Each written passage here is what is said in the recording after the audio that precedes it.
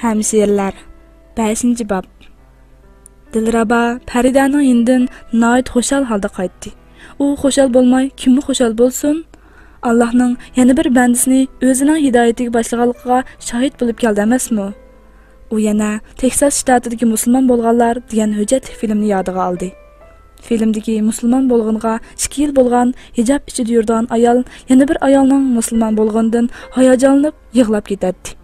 Va muxbirga har qatim boshqalarning musulmon bo'lganini ko'rsam, o'zimning musulmon bo'lgan vaqtimni esim kelib, hayajonlanaman deydi. Dilrabamu har qatim boshqalarning islomni yangidan tushunganligi yoki yangidan o'rnib farzlarga to'liq amal qilmoqchi bo'lganini ko'rsa, o'zining islomni tushungan vaqtlarini yodiga oladi. Buningdan 2 yil ilgirki qishki ta'tilda u bir qancha do'sti bilan birga poyezdda maktabga qaytib kelayotdi. Ularning yenda o'ltirg'ini Islom universitetida o'qiydigan bir bola ekan. U bola ularga islom to'g'riliq nurg'un narsalarni so'zlab berdi.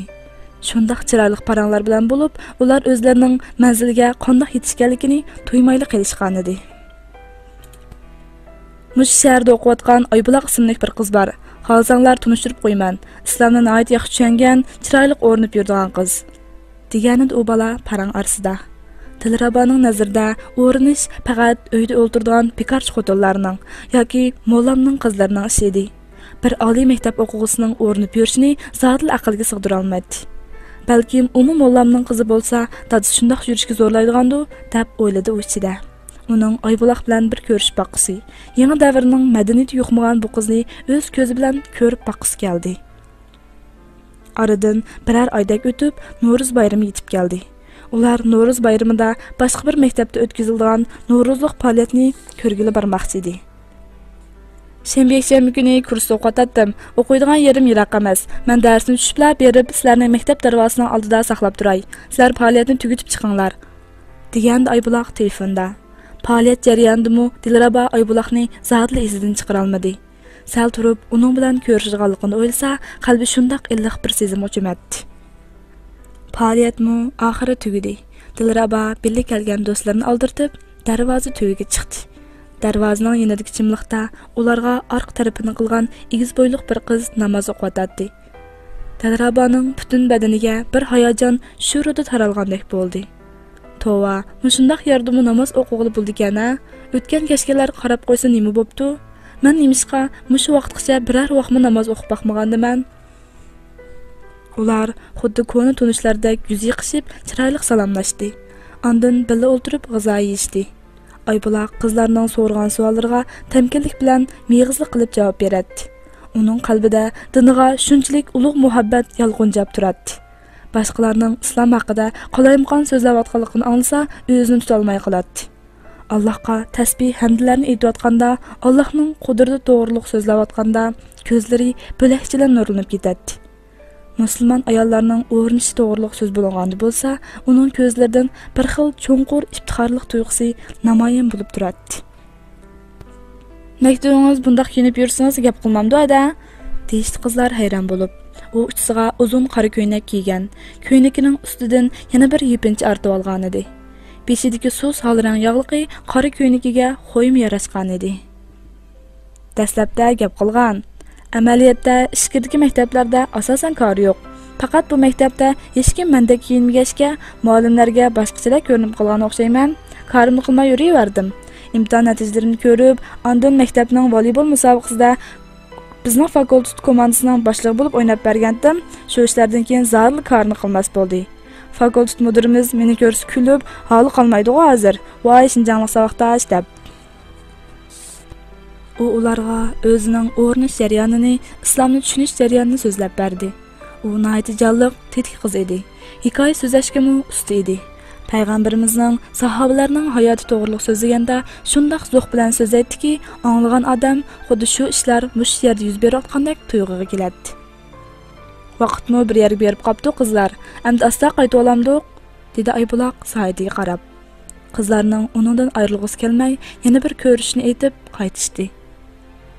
Bu qitim qushirsiz Dilrabaning esidan zodili chiqmadi. Bo'libmi Oybuloq aytgan o'rinish to'g'risidagi so'zlar uning qalbiga ajoyib ta'sir qilgan edi.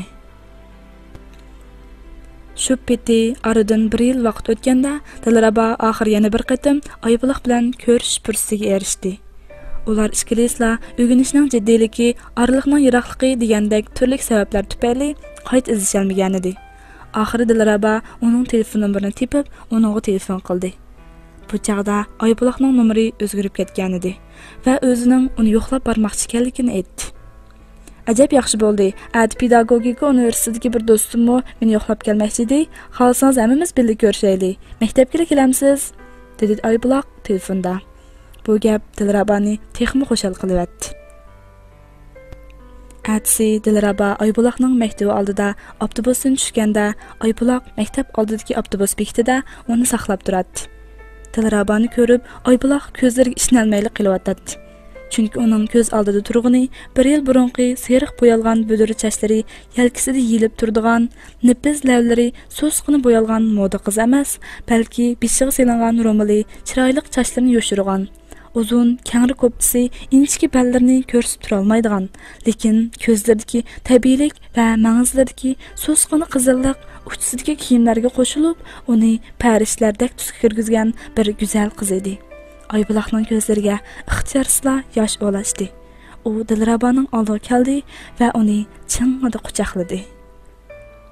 Ayol Shimayla pedagogika universitetidagi qiz Ruqiyami keldi. U Oybuloqning yurtliq bo'lib, umi Oybuloqdek chiroyli o'rindan qiz ekan. Ruqiya adam mening hadamning savoqchisi edi. Men Bejon kelgandan buyon ko'p ishlarimga yordam qilgan. Bu hadamning o'qishi bek yaxshi. Maktab bo'yicha Ruqiya desa tonimaydigan odam yo'q. Muallimlarmi bizga bek maqtab beradi, deb tanishtirdi Oybuloq dasturxon silib choy qo'yg'ach. U yotiqinimi uydaklab yezib oladi. Karvatga qo'yg'ili bo'lgan kichikgina ustalning ustiga dasturxon silib, uydan akelgan non to'qashlarni tizib, kichikgina chaynikiga choy qo'yib, sirkaylarda choy tutdi. Ajab uyga berib qolgandek bo'lib qoldim ya, dedi Dilraba do'rliq solgan mezlik choydan o'tlag'ash. Amsa, mush yerni uyim deb bilib, har haftada kelib turing. Tex tomoqni etib bermay sal turib.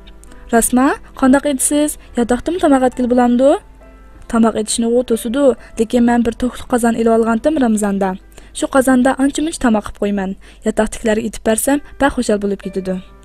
Mush xanzlar tomoq etib berib nim qiladingiz-da, dedi tumshiqni so'zib.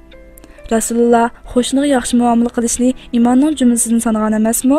Mayli musulmon bo'lsin, bo'lmasin, xo'shniga yaxshilik qilish musulmonning burchi, axloqi. Alloh buning ajr berdi. Ularni meni bek hurmat qildi. Namoz o'qiyman desam, jimmida o'tirib turdi. Bir-biri bilan ullikrakmi gap qilishmaydi. Yotoqda qilayotgan narsalarni yemaydi. Men buncha qilsam nima bo'pti? Dilraba qoyil bo'lgandek beshini langshitdi. Ruqiya Oybuloqqa masjidga kelgandek kulguncha qarab o'ldiradi. Ukam, sizlar paranshinglar, men tomoq qilib beray, dedi Ruqiya. Bo'ldi ya-da, men hammani tayyor qilib qo'ygan. Polo itay deb so'q sayim tayyor qilib qo'ydim. Savizni to'g'rab qo'ydim. Shug'unsi go'sh yo'q. Bugun tuxum bosgan polo yeb turinglar. Behi yo'q, shunga olma bosman. Yeb baxmagan deyman-a, bu narni hadam degini olgan. Ish qilib qalayotgan narsalarni yeb samsaqlar, halolli bo'lsa, zag'ir bo'lsin tetiyordi-da, dedi Dilraba kulib. Voy appaxon, meni bizga harom narsa berandikin deb qo'rqyapsiz-ku deyman-a? Xotirjam bo'ling, pulini o'zim kutubxonada ishlab topgan. Savzi bilan guruch ololdi hamdi. Yog'ini bek tanlab oldim. Shun qo'rqmay yavring. Ya-da, nim deydigansiz? Bunda xil deb qo'ydim-ku hamdi. Bu qiz mushundaq chaqchaqalashtirib gap qildi, jiddiylashmang, dedi Ruqiya kulib. Yana bir maktabda bir hadis bor ekan, otgam deb. U qiz bilan paranglashsa texi, bilmaganlar, voy bular ajoyib gap qilishgan-ku deb hayron qoldi ekan. Amroq odamlarga mushundaq, xo'sh yo'q odamlarga bek tafsili gap qilib ketdi. Nadikini, undaq shu xada tafsili deb ketishi texi. Oybuloqning qo'li ishda bo'lsa-mu, og'zi gapdan to'xtab qolmaydi. U to'xtamay o'zining maktabda ko'rganlari, uningdan his qilganlari to'g'risida so'zlab turadi. Harasada o'tgan deyishgan ish qanday bo'ldi? deb so'rdi u ko'rishni dumlatib kelib o'ltirib Ruqiyadan. O'ylab ko'rsam, yana shubha qilib qoldim. Shunga undaq pulni topmayli qo'yay dedim. Ha, bo'pti. Alloh rahmat qilsin-da. Zodi shubhilik ishdan yer turg'inimiz yaxshikan. Bo'lmasa, qandoq bo'lib chegirdan o'tib ketganimizni bilmayli qoldiganmiz. Shuni danga, mushu vaqtgacha Alloh yordam qilyapti. U pul topmasammi, rizq bergich Alloh rizqimni menga bir yerlardan yetkazib berdi ekan. Dilraba ularga nima ish degandek savol nazar bilan qarab o'ltiradi. Aybolaq uningga bir nima demoqchi bo'ldi-yu, Ruqiyaga qarab to'xtab qoldi. Balkim deyish demaslik ustida o'ylanib qolgan bo'lsa kerak. "Bo'ldi, davring", dedi Ruqiya kulib ketib. "Bo'ldi, o'zingizdan, u sizning hikoyangiz bo'lgan ekan." "Mayli amsa", Ruqiya birdam turib olgandan keyin hikoyasini boshladi. "Biz uyda 7 bola, men bolaning kichigi edim. Ota-onam yashnab qolgan edi. Aka-ojilarim maktabda tuzuk o'qimay, ota-onamga jiq jafo silib, ularning hammasini degudek kichikli maktabdan chiqarib olibdikan.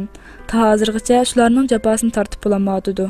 Men bo'lsam bu maktabda yaxshiroq o'qibdikanman, chiqimni tejayman debla pedagogika universitetini tanlagan edim. Lekin men oliy maktab o'tishimga ular ikkilisining salomatlik yaxshi bo'lmadi. Mening maktabda o'qishimga hech qanday iqtisodiy jihatdan yordam qilolmaydi. Shunga meni maktabda o'qitmaslikni o'ylashdi. Meni qanday qilib bo'lmasin o'qishni tugatib olgan bor edi. Shun ulardan hech qanday pul olmay o'zim o'qish qaroriga keldim. Mana maktabga kelgandan buyon oila o'qituvchisi bo'lib, maktabda ish bo'lsa ishlab degandek bir amallar bilan o'z jinimni beqib kelyapman. Bu qitim maktabda chet elliklar bilan birga o'tkazgan bir faoliyat bor ekan, naqsh aytib, usul o'ynaydigan ishlar bor ekan. Meni inglizcha riyosatchi bo'lib bersangiz degan edi. Ularning deyishicha, men chet ellik o'xshaydi ekanman. Haqqimni xeyli obdan berdigan to'q, shuni qilaymi-ya deb o'ylab biroq bu ishni qilsam gunoh bo'ldigandek tuyg'uga kelib qoldim. Shuni qilmayli qo'ydim. Azroq pulni deb imonga daxli yetkazsak bo'lmas. Dilraba uning so'zlarini anglab hayron bo'lib turib qoldi. Dilrabaning oila iqtisodi yaxshi edi. Uydagilari iyiga 1000 yuan pul silib bersa-mu, u oydan bu oyga oralli o'lishatdi. Bu qizning shuncha jafo bilan uydan azroqmi pul olmay, yana vaqt chiqarib ishlab, darslarni shunchalik yaxshi o'qib yurganiga hech aqli yetmayotdi. "Hada, iyi qancha pul xarjlaysiz?" deb so'radi Dilraba tartinib qana. "Singlim, Alloh pulingizning barakatini bersa, 100 yuan bilanmi bir oyni o'tkazguli bo'ladi. Bo'lmasa, 1000 yuan yetmaydi. Barida jihozlayman, yo'qda azroq. Savrchan, qanoatchan bo'lsangiz, Alloh barakat berdi singlim."